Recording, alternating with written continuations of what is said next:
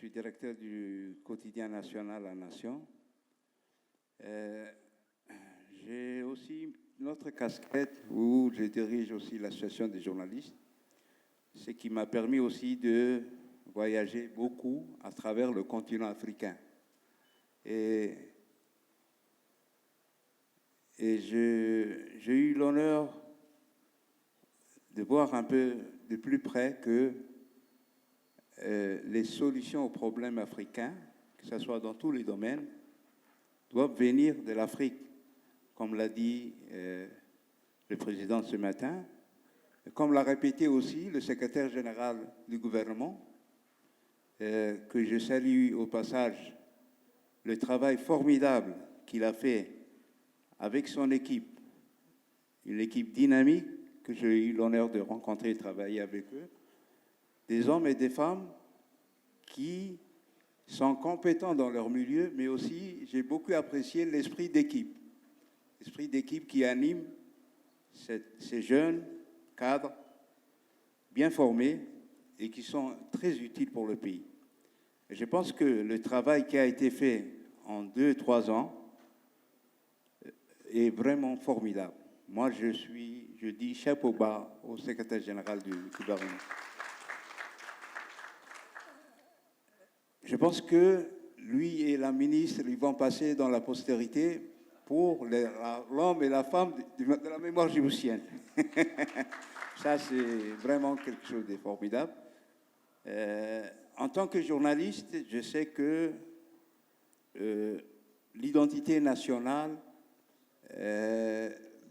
savoir d'où on vient, ça forge les hommes et les femmes. On ne peut pas se développer si on ignore un pan entier de sa mémoire. Et je pense que ce travail qui est fait et qui est vraiment très utile pour la nation va se développer et je pense que les générations futures auront un héritage vraiment très, très complet. Donc, sans tarder un peu sur ce travail formidable, le panel qu'aujourd'hui auquel on est réunis, c'est un autre domaine aussi dont notre pays a fait une avancée formidable.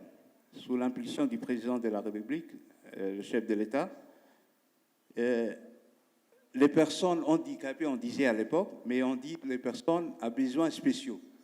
C'est toute une autre approche qu'on a amorcée ces 10 dernières années par rapport à ces personnes qui sont devenues à part entière, qui jouent leur rôle à part entière dans la société djiboutienne. Et ma foi, je pense que l'handicap commence à être à Djibouti, pas un handicap, mais un moyen de s'insérer dans la société à tous les niveaux. Et beaucoup de choses ont été faites avec la création de l'Agence nationale de promotion des personnes handicapées, que ce soit dans le domaine de l'insertion au niveau de l'éducation ou au niveau social, ils ont leur place à part entière.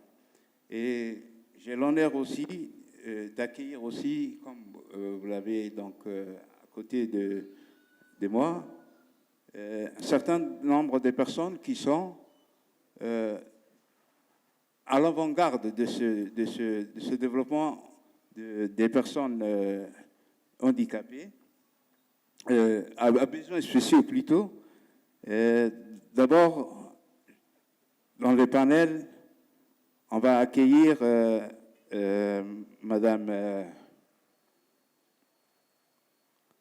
Amina, c'est ça? Arafo qui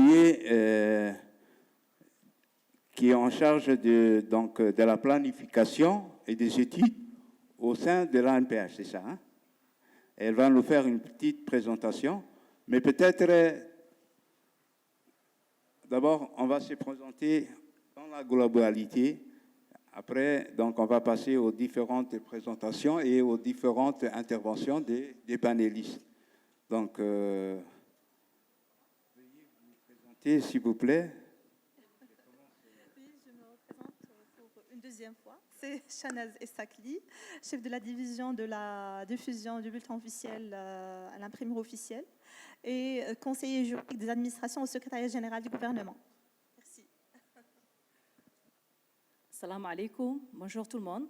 Moi, je m'appelle Hibo Bacha, je suis la présidente des femmes d'affaires professionnelles à Djibouti et mon thème, ce sera les femmes et la transformation digitale en Afrique. Merci. Donc, salam alaikum. Salam alaikum à tous. Salam alaikum à tous.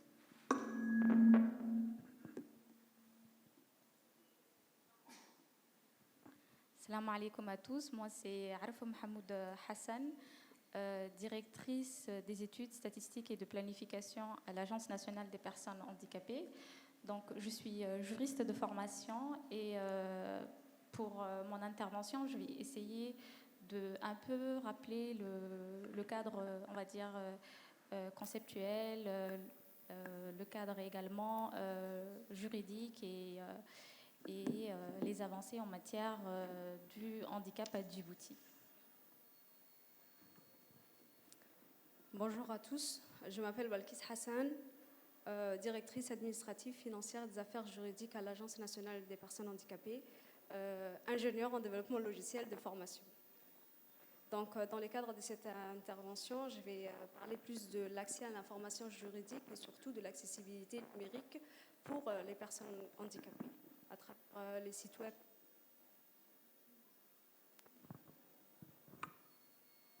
Donc, merci. Merci beaucoup. Je pense qu'on peut passer à la première présentation avec Arafo, qui va nous parler un peu des personnes handicapées, l'accessibilité au numérique.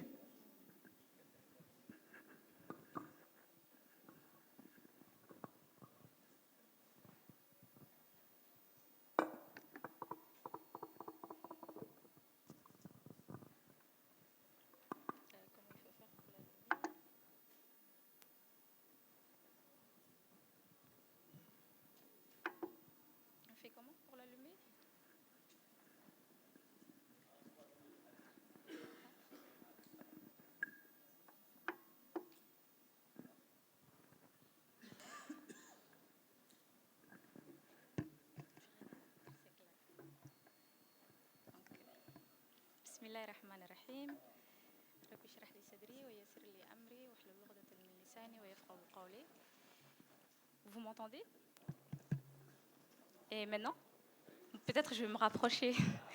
Donc, c'est un réel plaisir pour moi de participer au Forum africain des JO, organisé pour la première fois à Djibouti, et plus précisément d'intervenir dans ce panel dédié à la question du genre, à l'inclusion des personnes handicapées et surtout comment rendre accessible l'information juridique pour tous. Donc, comme je l'ai dit un peu tantôt, je vais essayer de...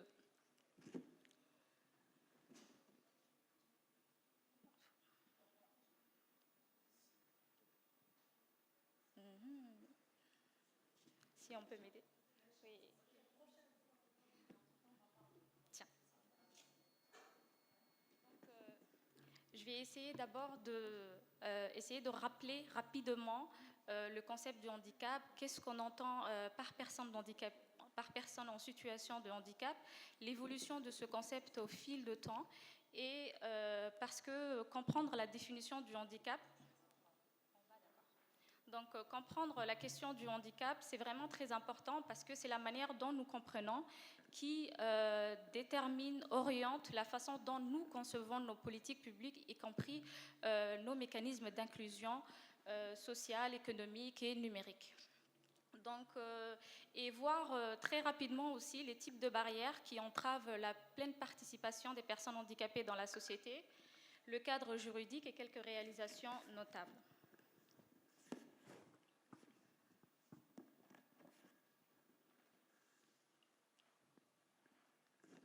Donc, depuis fort longtemps et jusqu'aux années 70, la personne handicapée était perçue comme une personne malade qu'il faut soigner, assister, et on parlait d'approche médicale du handicap, qui considérait la déficience de la personne comme étant la seule source de problème. Ensuite, dans les années 80, la vision a évolué et on parle d'approche sociale du handicap qui considère que la déficience n'est pas uniquement un facteur déterminant pour parler de personnes handicapées, mais que c'est plutôt le résultat de l'interaction entre une personne et un environnement qui lui est inadapté.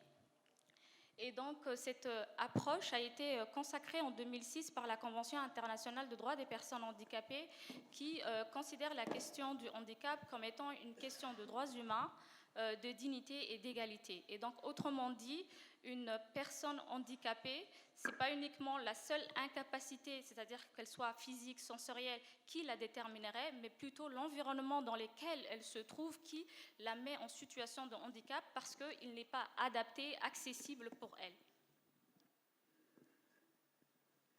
Donc, pour comprendre la définition du handicap, il faut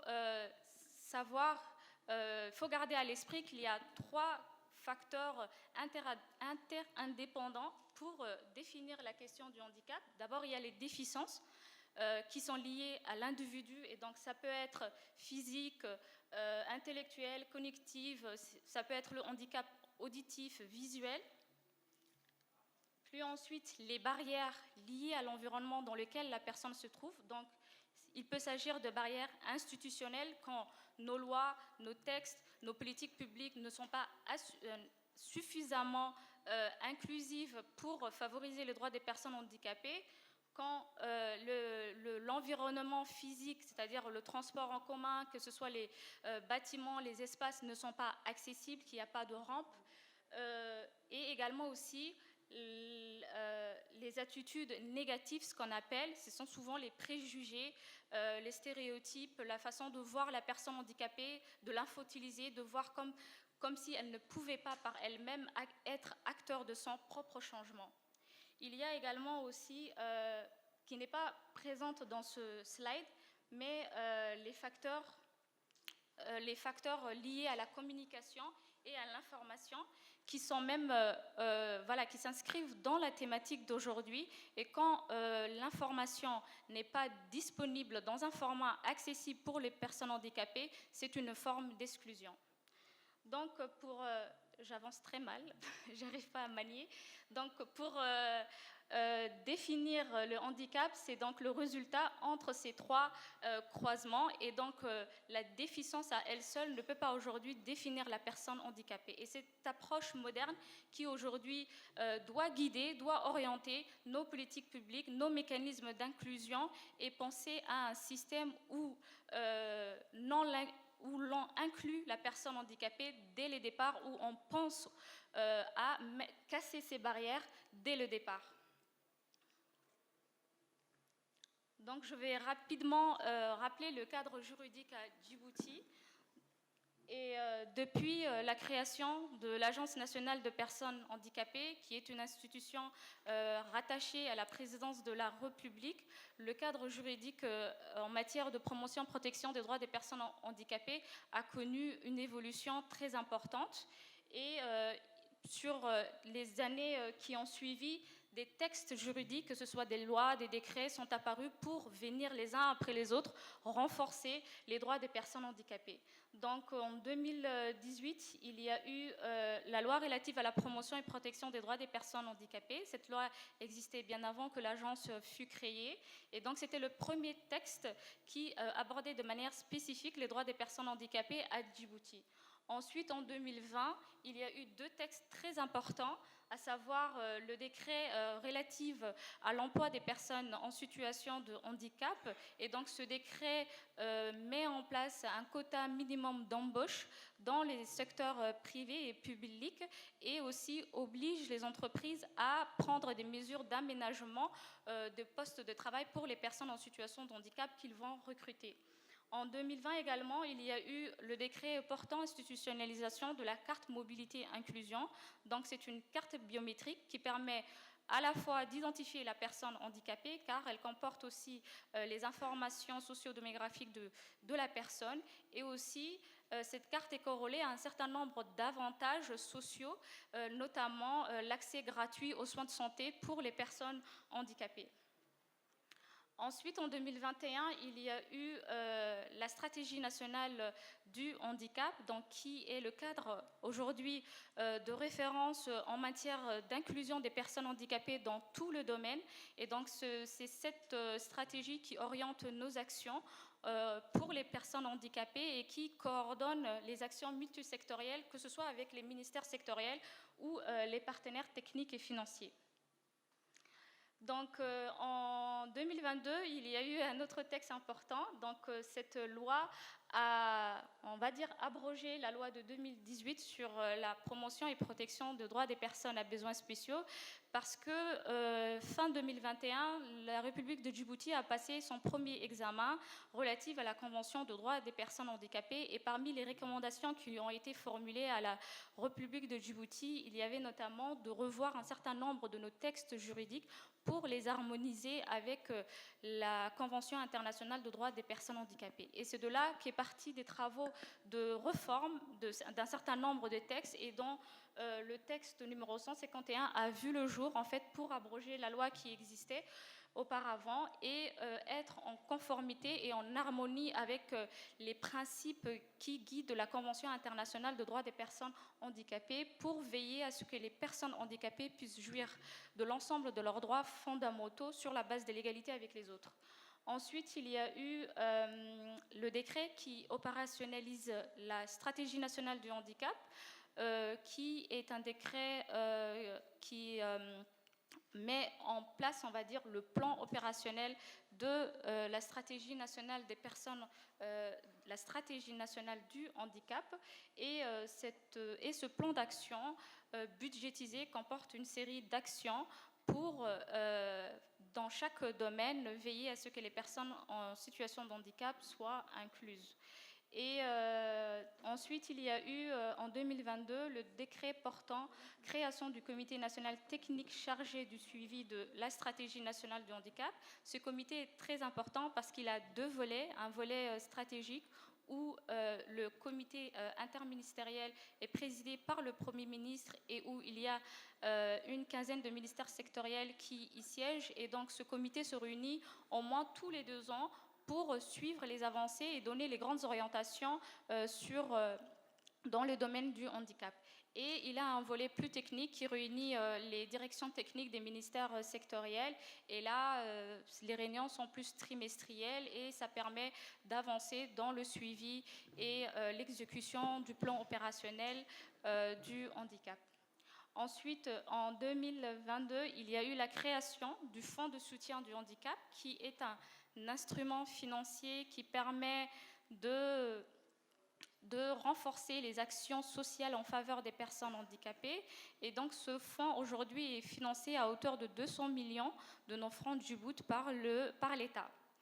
Et enfin, il y a eu le décret portant création du Grand Prix de chef de l'État qui favorise chaque année. C'est un concours en fait qui est ouvert à l'ensemble des citoyens djiboutiens, que ce soit des personnes handicapées ou que ce soit des personnes non handicapées, que ce soit des groupements d'associations ou des personnes, on va dire, physiques. Et ce concours récompense les initiatives, les innovations qui permettent d'améliorer les conditions de vie des personnes handicapées. Et cette année, nous sommes à la 4e édition, je crois, et nous remettons souvent les prix aux 3 premiers lauréats qui viennent avec des projets innovants pour les personnes handicapées, et c'est décerné par le président de la République lui-même le 3 décembre lors de la célébration de la Journée internationale des personnes handicapées.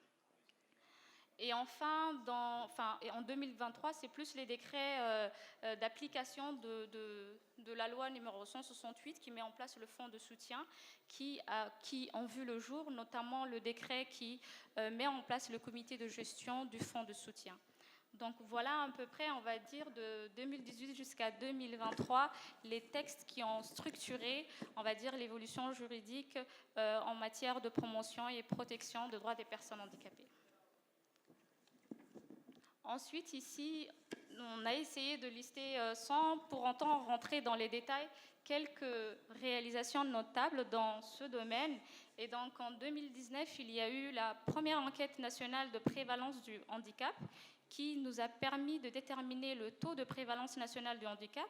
Et aujourd'hui, ce taux est à 8,5%, donc approximativement, si on projette ça sur une population de 1 million, on va dire que c'est 85 000 personnes qui sont en situation de handicap. Il y a eu aussi les opérations et les campagnes d'enrôlement biométrique qui sont liées à la carte de mobilité inclusion qu'on a vue. Et donc, les personnes handicapées ont été enregistrées dans notre système pour qu'ils bénéficient in fine de la carte mobilité inclusion. Il y a eu, je l'ai dit un peu dans la partie cadre juridique, la stratégie nationale du handicap et son plan d'action, et aussi des partenariats très importants avec les systèmes des Nations Unies et les bailleurs de fonds comme l'Union européenne, la Banque mondiale. Et il y a également eu la revue à mi-parcours de la stratégie nationale du handicap qui nous a permis en fait de voir les défis qui persistent encore en matière d'inclusion et surtout aussi la disparité qu'il y a au niveau de région par rapport aux actions que nous faisons à Djibouti-Ville. Donc, et aussi, surtout, quelque chose de très, très important, c'est la mise en place de 150 postes budgétaires par le président de la République. Donc, 150 personnes en situation de handicap sont aujourd'hui insérées dans l'administration publique.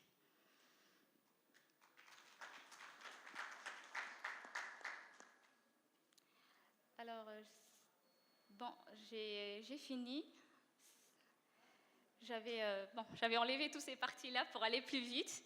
Et donc, juste peut-être en termes de perspective, c'est vraiment de mettre à jour la stratégie nationale du handicap pour les prochaines années et de mettre à jour aussi notre enquête nationale de prévalence du handicap pour voir aussi la différence entre celle qu'on avait fait en 2019 et aujourd'hui où on en est réellement avec le taux du handicap, s'il a reculé ou pas, le renforcement des partenariats du secteur privé, la promotion de l'inclusion numérique. Et vous verrez que nous faisons énormément de choses dans ce domaine-là à travers la présentation de ma collègue qui sera plus centrée sur les outils numériques, le renforcement de l'insertion économique et professionnelle de personnes handicapées. Maintenant que nous avons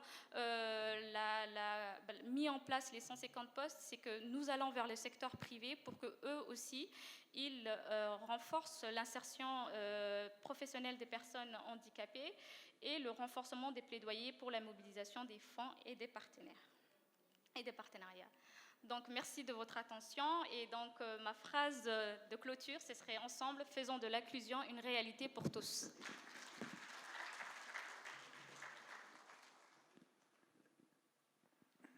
Merci beaucoup pour cette présentation très exhaustive sur ce sujet ô combien important qui est l'évolution ou l'insertion des personnes à besoins spéciaux, que ce soit dans le domaine économique, social.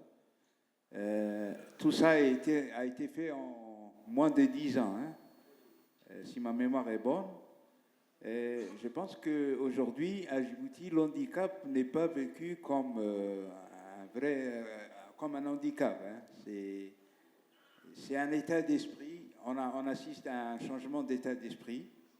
J'ai eu l'honneur de discuter avec beaucoup de personnes handicapées et leur regard vis-à-vis de la société a énormément changé. Aujourd'hui, une personne handicapée se sent vraiment très utile pour la société et cherche à occuper sa place. Tout ça dans ces cadres qu'elle vient de nous décrire, toutes ces actions qui ont été faites en leur faveur et toutes ces facilités qui ont été offertes ils peuvent évoluer dans un environnement vraiment très, très propice. Donc, sans plus tarder, on va passer à la deuxième présentation. Je pense que Palris va nous parler de l'inclusion numérique aussi des personnes handicapées.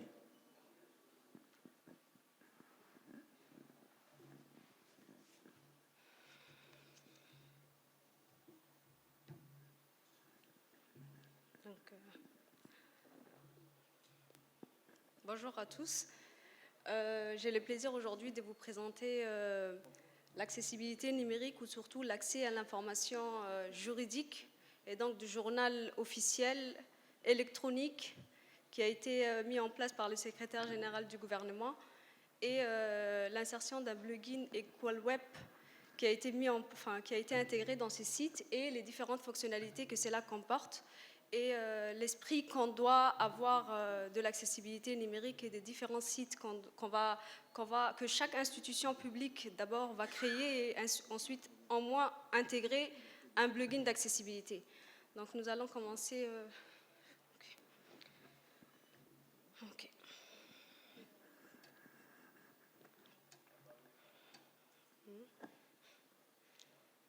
Donc je vais commencer. Donc en Afrique, lorsque nous parlions d'handicap ou lorsque nous parlons d'inclusion, nous évoquons souvent la santé, l'éducation ou l'emploi. Mais il existe un domaine tout aussi essentiel, c'est l'accès à l'information juridique. Car le droit pour exister réellement doit être compris, partagé et accessible à tous. Donc c'est là que vient l'accessibilité numérique pour les personnes handicapées. Pour les personnes en situation de handicap, cet accès reste...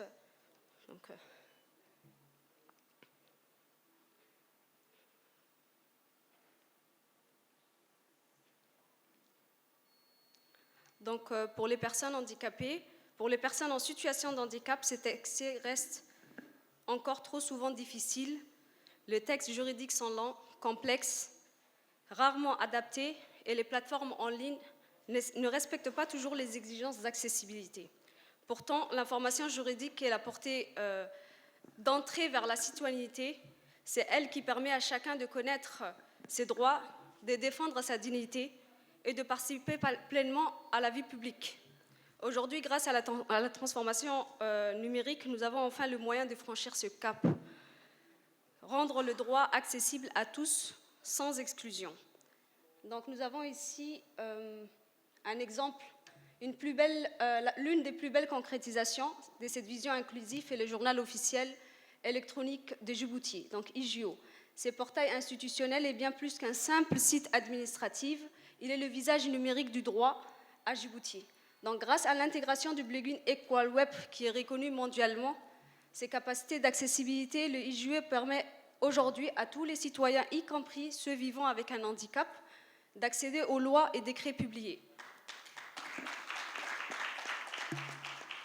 Donc concrètement, le EqualWeb offre des fonctionnalités telles que la lecture vocale, donc des textes juridiques pour les personnes malvoyantes ou non-voyantes, la modification des contrastes, ajustement des contrastes pour les malvoyants afin d'améliorer la lisibilité, l'agrandissement des textes, la navigation au clavier et la mise en évidence. Cela signifie que l'information juridique officielle devient réellement universelle.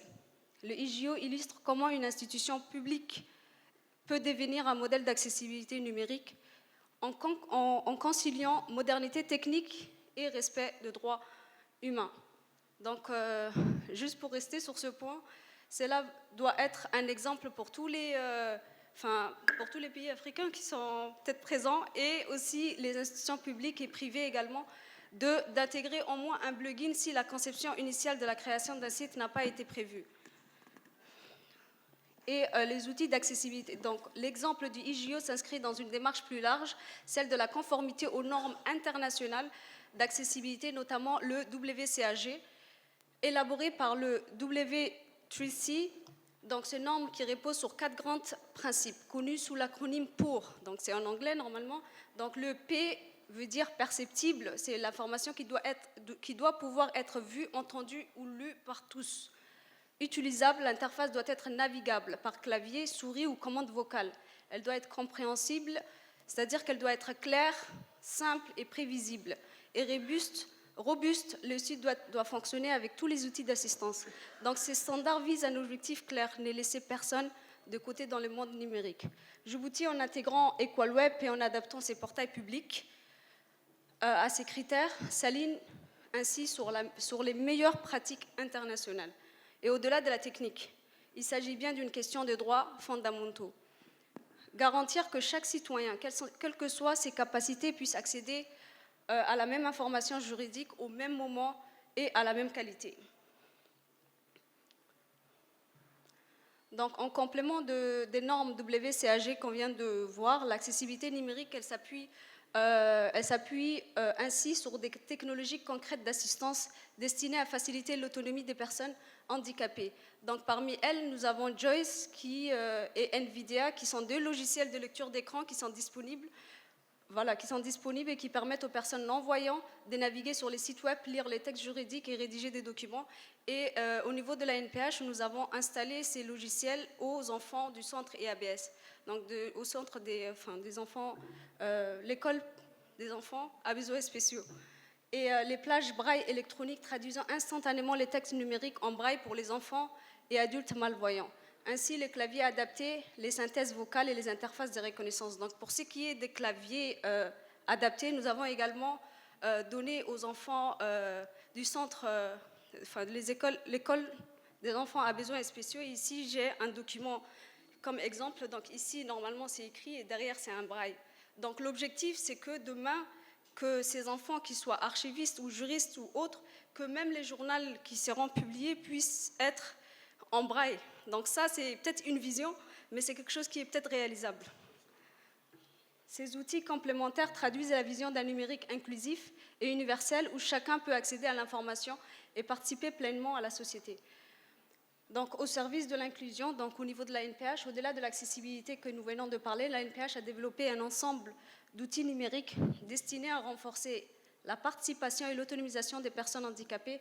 Donc, nous avons commencé à mettre en place un système intégré de gestion des personnes handicapées, et donc, qui permet l'enrôlement biométrique tout d'abord, et par la suite, la carte mobilité d'inclusion que ma collègue vient d'expliquer. Et par la suite, nous gérons les besoins des personnes et les demandes en suivant leur demande si elle a été répondue ou pas. Donc, il garantit pour nous une traçabilité et une équité totale dans la gestion des personnes handicapées. Et un système intégré de gestion de l'Agence nationale des personnes handicapées qui nous permet de favoriser la transparence administrative au sein de l'agence.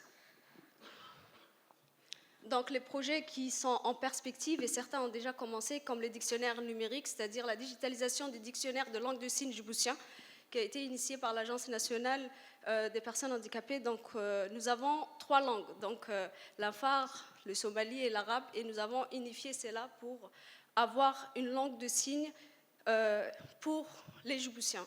Donc, cette langue de signes doit être apprise par tous les citoyens pour une meilleure compréhension entre les citoyens entendants et malentendants. Et pour ça, nous avons mis en place un dictionnaire, on a digitalisé le dictionnaire de langue de signes qui sera publié normalement jusqu'au mars 2026. Ça, c'est dans la planification. Maintenant, nous avons aussi en perspective une plateforme audio, une bibliothèque parlante, une plateforme e-learning et télérééducation, et nous travaillons toujours en collaboration avec les ministères sectoriels, mais aussi avec les ministères sectoriels et nos partenaires techniques financiers. Ces initiatives traduisent une vision globale de l'inclusion numérique, faire du digital un levier de participation sociale, d'autonomie et d'égalité. Donc, vers une Afrique juridiquement et numériquement inclusive, rendre l'information juridique accessible, c'est rendre la justice vivante, audible et équitable. C'est permettre à chaque citoyen, quelles que soient ses capacités de comprendre, agir et participer. L'expérience des Djibouti montre qu'en combinant volonté politique, innovation technologique et normes internationales, il est possible de bâtir une société réellement inclusive. L'Afrique, riche de sa diversité, de son génie créatif, a aujourd'hui les moyens de devenir un modèle mondial d'accessibilité numérique et juridique. Donc, parce que le droit n'appartient à personne, il appartient à tous. Merci.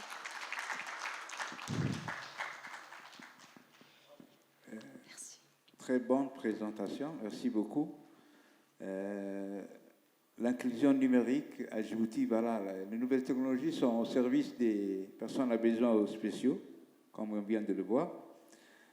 De là, on va aller à l'expérience africaine et on va se rendre au Maroc avec Chanaz Essakli, madame, qui est du Maroc et qui est du bulletin officiel, chef de division là-bas dans son pays. Elle va nous faire présenter l'expérience africaine en la matière.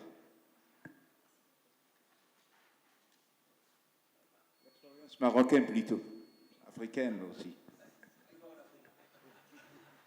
Vive l'Afrique. Je ne sais pas si ça va marcher comme ça.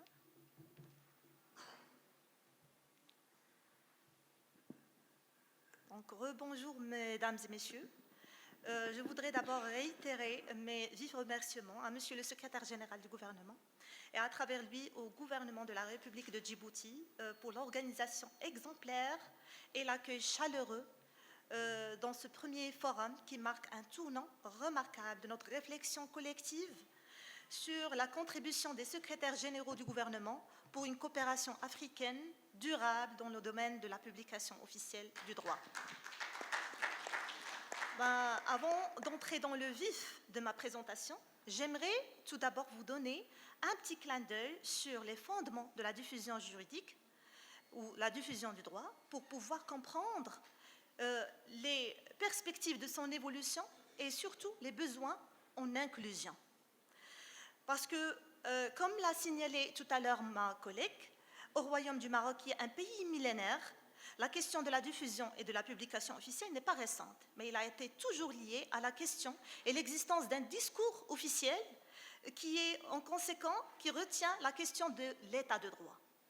Donc, la règle du droit au Maroc a été transmise aux citoyens par le crieur public et par des manuscrits. Ce n'est qu'en 1912, avec la création du premier bulletin officiel du Royaume, que la publication légale est devenue un mode prescrit, obligatoire, écrit pour faire connaître l'information juridique à l'ensemble des citoyens. Donc, elle est désormais considérée comme un outil de droit qui permet de réaliser un équilibre entre un État redevable, une norme mise en exergue et un citoyen qui connaît bien ses droits et ses obligations et qui agit en tant que bon père de famille. Donc, c'est à cet effet qu'avec la Constitution de 2011, le Royaume du Maroc, il considère la publication des normes juridiques comme un principe constitutionnel obligatoire affirmé, au lieu d'être une disposition parmi d'autres de chaque texte. Aussi, l'article 50 de la Constitution, il prévoit que le roi promulgue la loi dans les 30 jours qui suivent la transmission au gouvernement de la loi définitivement adoptée. D'autres dispositions constitutionnelles viennent, bien sûr, pour renforcer l'importance de cet acte, notamment l'article 27 de la Constitution de 2011, qui considère le droit d'accès à l'information, y compris l'information juridique, comme un droit constitutionnel confirmé. Et c'est dans ce sens que la publication officielle des textes législatifs et réglementaires se présente comme un procédé de diffusion de l'information juridique qui diffère un petit peu des autres procédés de diffusion de l'information ordinaire. D'abord, c'est un écrit qui trace une forme de pérennité et de légitimité des pouvoirs publics. C'est un acte de souveraineté parce qu'il fait partie des prérogatives du souverain. C'est la condition nécessaire de l'entrée en vigueur des textes concernés et bien sûr de leur opposabilité aux administrés. Et c'est une pratique singulière qui impose à l'opinion publique la reconnaissance de la légitimité législative et par conséquent l'objectivisation et l'universalisation de l'activité étatique. Et par la suite, gagner la confiance du public, protéger l'ordre général et bien sûr la sécurité juridique. Aussi, c'est une communication qui est anonyme. Pourquoi ? Parce que le message législatif, il est dépersonnalisé du côté de l'émetteur que du côté du récepteur. Aussi, il se fait à distance, donc le législateur n'a pas la possibilité de connaître et de savoir si vraiment le message il a été bien compris par ses multiples destinataires. Et, comme vous le savez tous, c'est une communication qui est basée sur un langage spécialisé. Et malgré les tentatives qui sont déployé en matière de simplification de la loi, mais pour des raisons de précision et de protection des libertés publiques, le législateur il utilise de plus en plus un langage qui est plus spécialisé, qui ne peut être compris que par des spécialistes. Donc, toutes ces composantes impliquent que la publication officielle, c'est une opération juridique qui a des conséquences juridiques très importantes.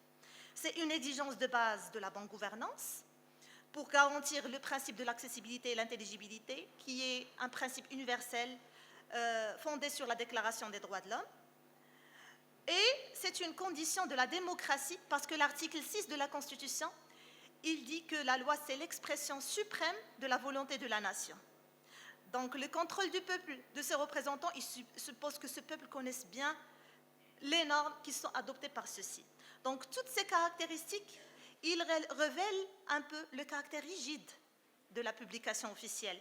Et il fait appel à un principe très important, c'est « nul n'est censé ignorer la loi », qui est le garant, d'une part, de l'opposabilité absolue de la loi, et d'autre part, qui suppose que tout a été fait pour que la loi soit rendue publique et accessible. Mais la question qui se pose, c'est est-ce que vraiment tout a été fait pour que la loi soit connue du public? C'est la question qui fâche. Oui. Je peux même vous poser une autre question. Est-ce que vraiment on arrive à répondre à tous les besoins des différents destinataires, quelle que soit leur habilité et capacité d'accessibilité par rapport à l'accessibilité? Je vais poser une troisième question. Est-ce qu'une personne qui est malvoyante ou non-voyante, elle peut être exonérée de l'application de ce principe « nul n'est censé ignorer la loi » et aller devant le juge et dire « Monsieur le juge, je ne connais pas cette disposition-là parce que je n'arrive pas à accéder au texte qui est écrit, parce que je n'arrive pas à lire. » Donc là, j'insiste sur le rôle de nos institutions en matière de diffusion et de vulgarisation du droit basé sur la publication officielle pour assurer un accès effectif de qualité, mais surtout égal. C'est un accès inclusif. Sur cette question, j'aimerais dire que malgré le développement des nouvelles technologies, bien sûr auxquelles nous devons d'une part la capacité de la circulation du contenu du bulletin officiel, c'est le numérique qui s'impose comme l'outil le plus performant et sûr pour contourner la masse informationnelle, gérer son exploitation et surtout la personnalisation de sa diffusion, mais parfois même le numérique, il peut se révéler comme du leurre en renforçant parfois l'apparition d'une société élitiste basée sur un pouvoir d'accès au système d'information. C'est pour cela qu'au Maroc,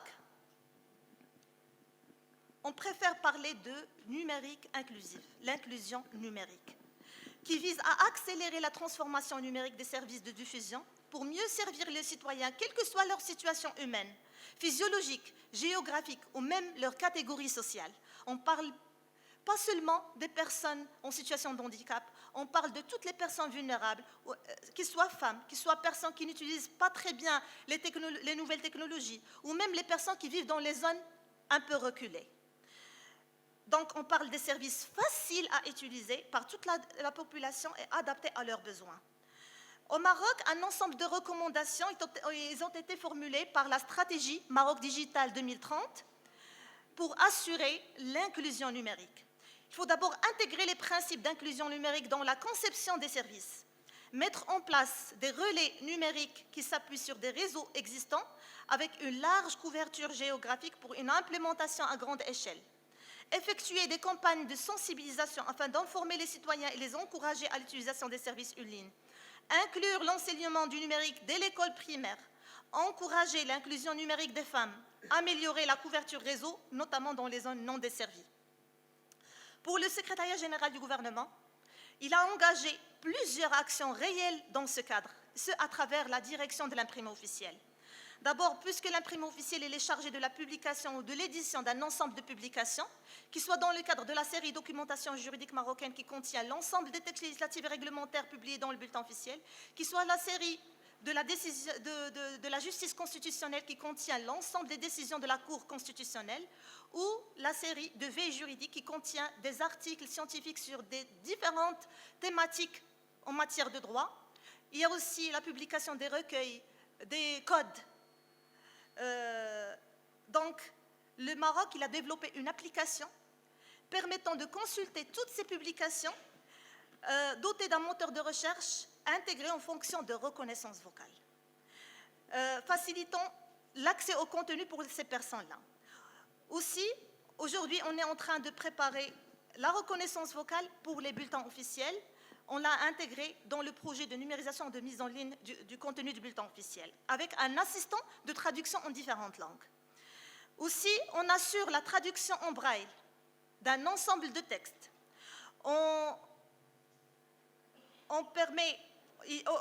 dispose d'écrans interactifs dotés de fonctions auditives afin d'offrir une expérience immersive et interactive avec le public.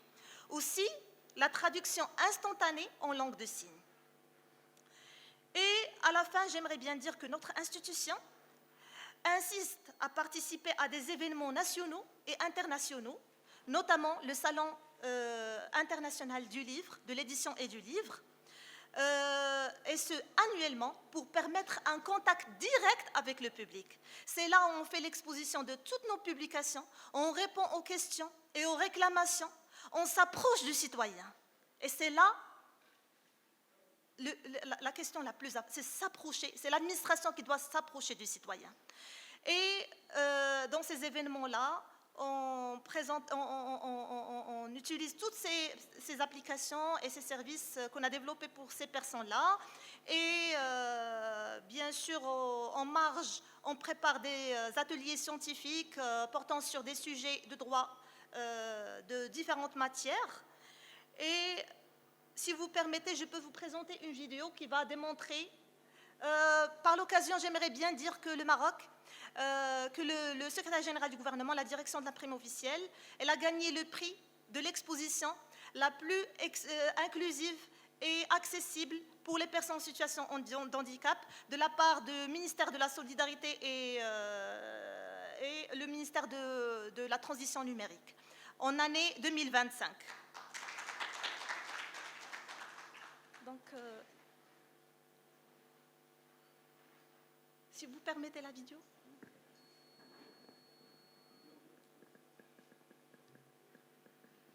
Elle va vous donner juste une idée par rapport à nos participations dans ces événements-là.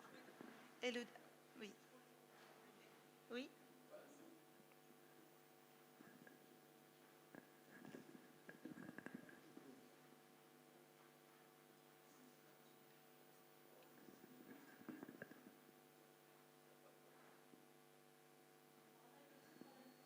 Un problème technique, d'accord. Pas de souci.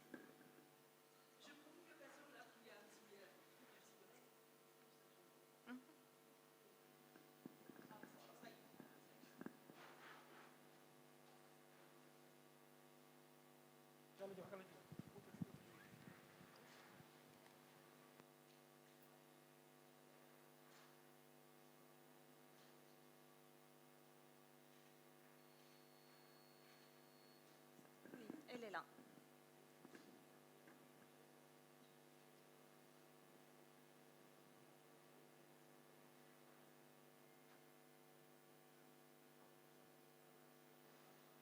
Le son, s'il vous plaît.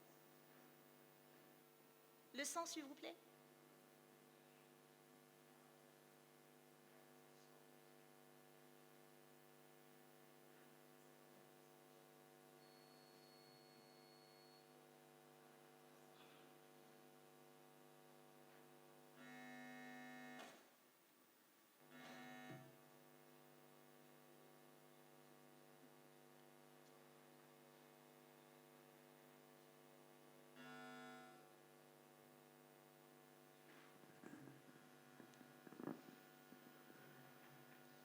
Le son, s'il vous plaît.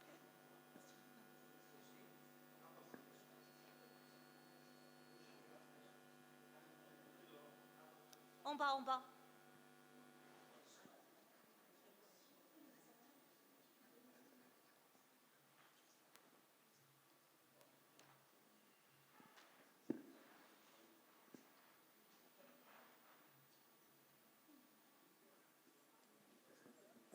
Je pense qu'on a un problème technique au niveau du son. Le son, il est en bas. Mais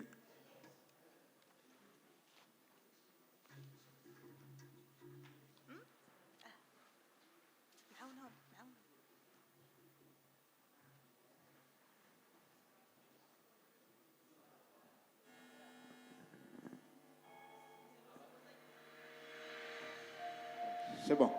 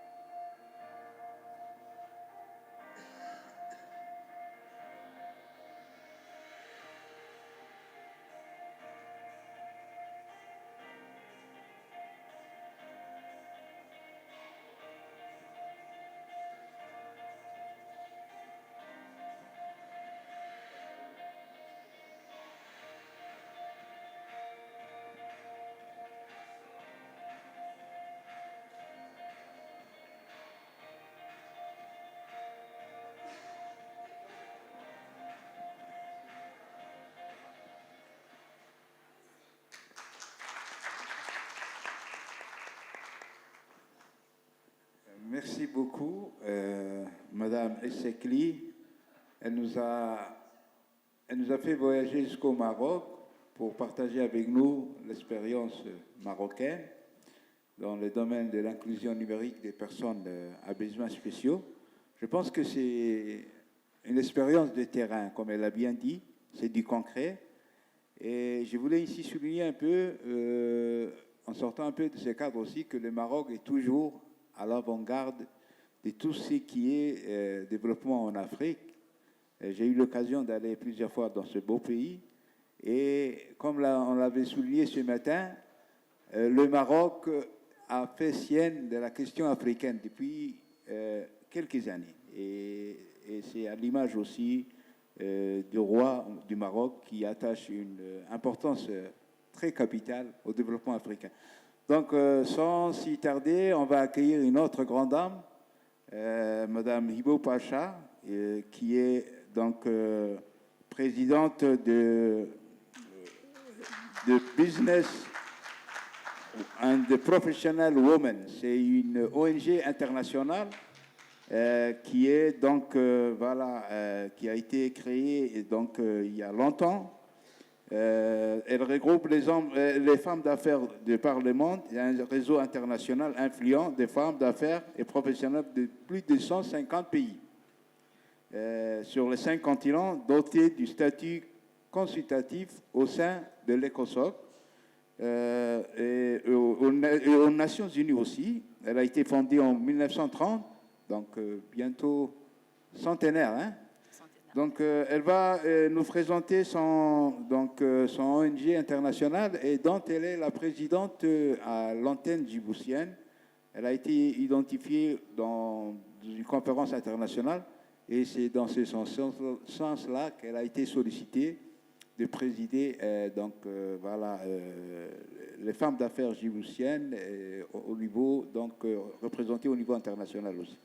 Donc, on va suivre sa présentation. Merci beaucoup.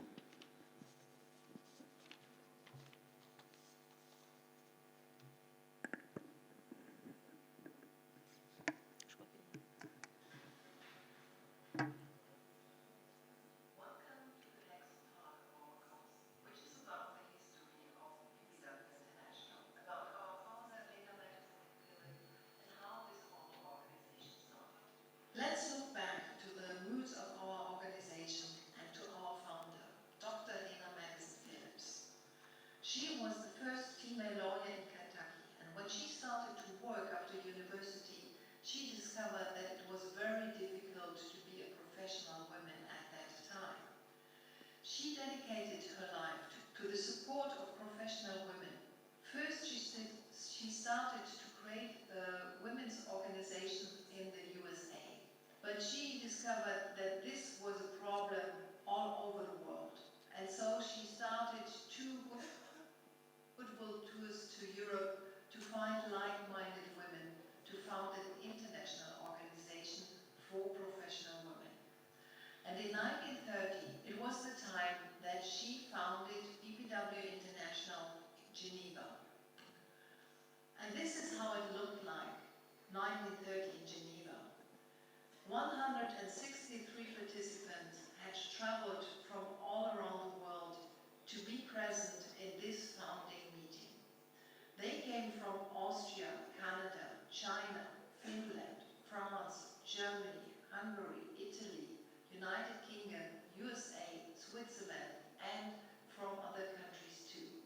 And they were all pioneers in their field because they had discovered the same experiences like Lena Madison-Phillips, and they wanted to do something for professional women, for gender equality. And you might ask yourself why she founded it in Geneva. At that time, the League of Nations was born and created or built up in Geneva.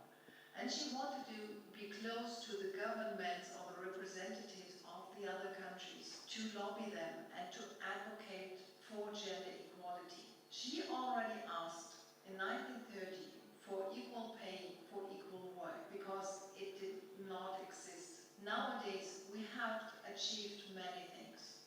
We have access to education. We can study nearly anything. We can work. It's no longer a problem.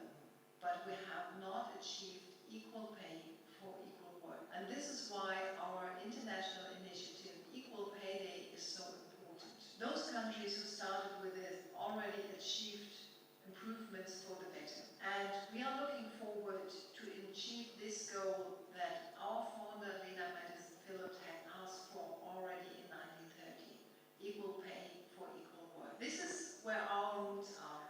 And there might be another course in the future about the development of our organization or more details about Lena Madison-Phillips. But up to now, this is a brief introduction for you.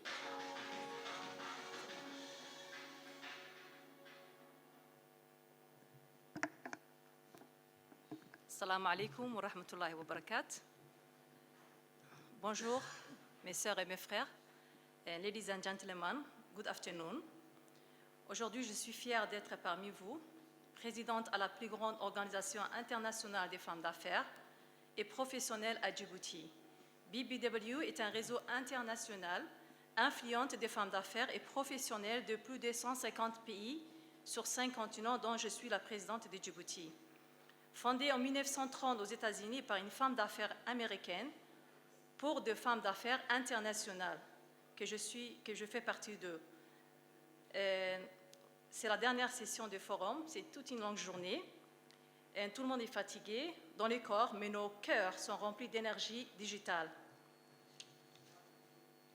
Les femmes et la transformation digitale en Afrique, en tant que présidente des business professionnels, je suis convaincue que la transformation digitale représente aujourd'hui l'un des plus puissants leviers du développement pour notre continent africain.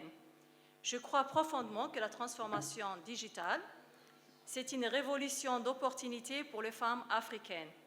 Aujourd'hui, le numérique permet à nos entreprises d'aller plus loin, de se connecter entre eux, entre Afrique, et de s'offrir au monde. Mais il nous appartient à nous les femmes leaders, à nous les femmes d'affaires, de rendre cette transformation inclusive, durable et porteuse de sens. Nous devons accompagner les jeunes filles dans la maîtrise des outils numériques, encourager les entrepreneurs et innover et placer la femme africaine au cœur de la modernisation du continent africain. Car une Afrique digitalement transformée, c'est une Afrique où les femmes participent pleinement à la création de la gouvernance et de la transmission de la connaissance. Mais plus encore, elle est une opportunité historique pour les femmes africaines, une chance d'affirmer leur leadership, de créer, d'innover et de contribuer activement à la modernisation de nos économies. Les femmes africaines ne sont pas des simples spectatrices des changements, elles sont les actrices essentielles à travers l'entrepreneuriat, l'innovation et la technologie. elles bâtissent des solutions concrètes pour répondre aux besoins de nos comités. Notre mission aujourd'hui est de favoriser leur inclusion dans l'économie numérique et de leur offrir des outils, la formation et la visibilité nécessaires pour qu'elles puissent transformer leur potentiel en impact réel. Car une Afrique digitalement forte ne peut exister sans les femmes autonomes, compétentes et engagées. Une Afrique moderne et connectée ne peut se construire sans la voix, la vision et la détermination des femmes. Ensemble, faisons du numérique un moteur d'égalité, de prospérité et de dignité africaine. Je dis à toutes les filles africaines, le digital est notre voie, votre pouvoir et votre avenir. N'attendez pas qu'on vous donne une place. Créez-la, formez-vous, osez, innovez et prendre les risques. L'Afrique de demain portera vos idées, vos talents, vos courages. Je vais dire quelques mots en anglais, si vous permettez. J'ai juste un message pour les jeunes filles africaines.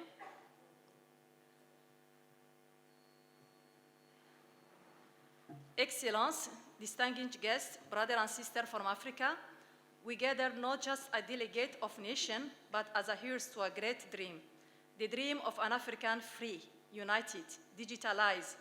When a woman builds her business, she builds her community, she builds her country. We digitalize, she raises, she lifts others with her new area. Empower women don't just change their own lives, they transform economic and inspire generation to the digital world. Together, let's continue to open the doors, break barriers, and create a future where women entrepreneurs thrive everywhere. I believe women can be leaders in every field. In Djibouti, we are covering all the field as a woman entrepreneur. And through my work, I want to inspire others to dream big and achieve more. To every young woman African, the digitalize is your voice, your strength, and your gateway to the future. Don't wait to be called. Build your own table and innovate fearlessly. The African of tomorrow will be shaped by your vision and your courage. To every young African girl with a dream, digitalize is not just a technology, it's your freedom, your power, your stage. Don't wait for space, make it yours. The African of tomorrow, breathe through your idea, your spirit, your unstable trend. Aujourd'hui, je suis fière d'annoncer une très grande étape pour mon agence de voyage Basha Travel, notre transformation vers l'intelligence artificielle. Avec Chatbot, on est les premières agences de voyage à Djibouti qui utilisent l'intelligence artificielle. L'innovation fait partie de notre ADN et intégrer l'intelligence artificielle nous permettra d'offrir une expérience client plus fluide, plus rapide et personnalisée. Le futur appartient à celles et ceux qui osent évoluer et nous sommes prêts à construire. Un grand merci au secrétaire général du gouvernement et son équipe. Special thanks goes to the Secretary of General Government, Mr. Almis Abdullahi, and his team. In my name, in the name of my Basha Business Group, I want to give an award to the President, to the Secretary General of the Government and his team. Long life the government of Djibouti, long life Pan-African, long life African continent. Djibouti ha noolaato, dumarka Djibouti higsigooga meel dheer buu jiraa. Waxaan rabaa dumarka oo dhan inay qaataan riskiga, inay ka cabsoon. Hadday gargaar u baahan yihiin, albaabkaygu uu furan yahay, waan garab joogaa. Waxay u baahan yihiin oo dhan waan la garab joogaa. Ha cabsoonina, qaata riskiga, businessada furta, waan garab joogaa. Merci. Merci beaucoup, Madame Hiba Basha. Une femme d'affaires avertie. Hein. Moi, j'ai eu l'expérience avec son agence. C'était il y a 2 ans. Elle avait eu le contrat d'acheminer les pèlerins djiboutiens. Et ma foi, elle était là à 3 heures du matin à l'aéroport pendant tout le... Donc, chapeau pour ce professionnalisme et pour cet engagement pour la cause féminine. À Djibouti, donc voilà, la femme djiboutienne, depuis ces dernières années, elle a évolué. C'est une volonté politique, mais aussi c'est des combats comme le fait Mme Bacha à son niveau, que les choses ont évolué. Mais c'est surtout une volonté politique de donner la place, la femme, la place qu'elle mérite au sein de la société djiboutienne. Je pense que la journée a été longue. On ne va pas s'attarder sur des questions, peut-être une ou deux. On va expédier si vous voulez. Mais sinon, c'est déjà le Maghrib et il y a la prière. Et je parle sous le contrôle du SGG, secrétaire général. On peut donc disposer et se retrouver demain pour la suite de notre programme. Merci beaucoup.